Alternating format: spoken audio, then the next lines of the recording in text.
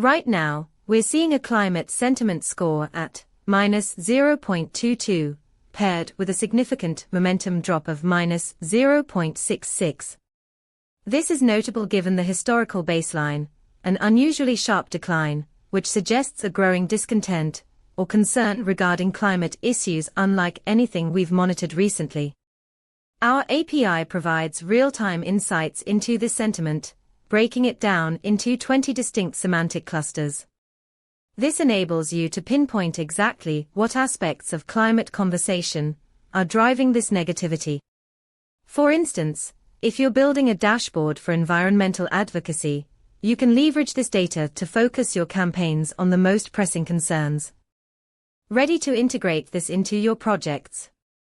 Visit pulsebit.lojenterprise.com/docs for more details.